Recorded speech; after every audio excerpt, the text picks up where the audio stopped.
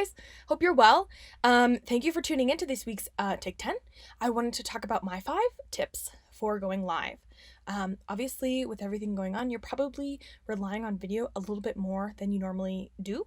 So these are my top 5 tips to help make the best of your live stream or your video. Okay. So number 1 is to think about your setting. So where are you? Okay. Obviously, if you're at the property, you're at that listing or whatever the case may be, turn the lights on. Okay. Make sure that, there's no dogs in the house that are barking, whatever it is. You don't have to go live at a property. You can go live from, your home office, and you can do a real estate Q&A. You can do some interesting facts about Denver, whatever the case is. Think about where you are. Is it quiet? Is it lit up? Maybe you need to get an extra light to make things a little bit more bright so your audience can see. Now just think about, what do you have in your home that you can use? Okay, you don't have to have a professional setup. That's okay. Just what is it that makes the viewer experience a little bit better? Okay. So number 1, think about your setting.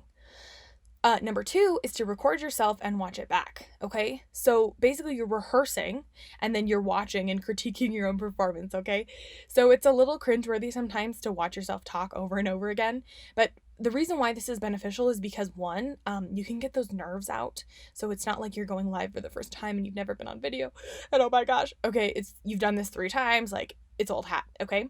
And the other thing is that you can see like where maybe some areas you need to improve. Like, did you forget to mention the property address or whatever?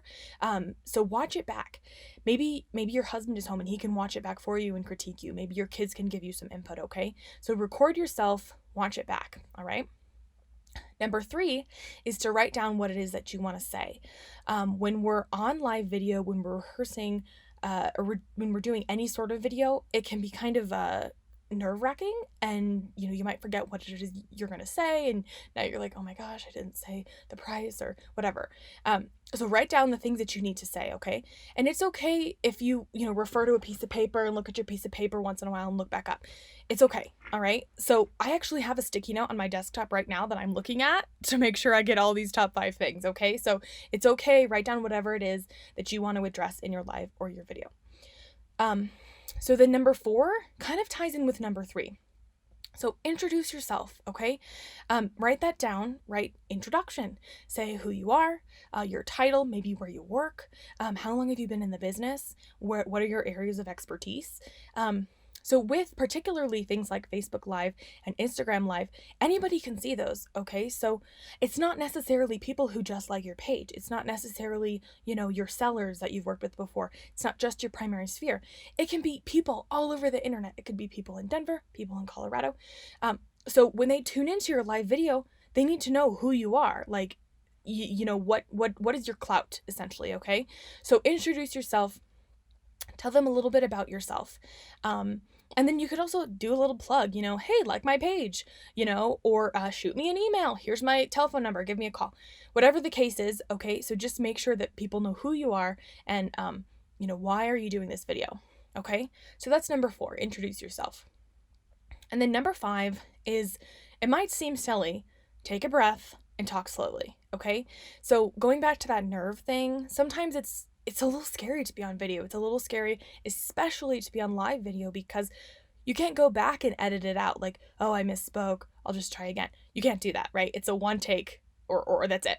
So have a breath, it's going to be okay. You can do this. And then try and talk slowly.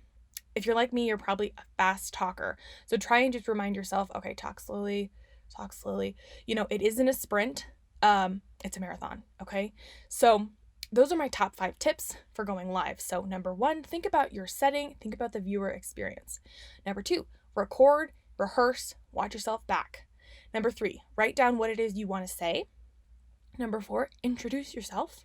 Number 5, it's okay. Take a breath and talk slowly. Great. So let me know if you have any other suggestions. Maybe you go live a lot and you're like a pro at this. Let me know. I'd love to hear. And otherwise, if you have any questions, feel free to reach out to me. I'd love to help you.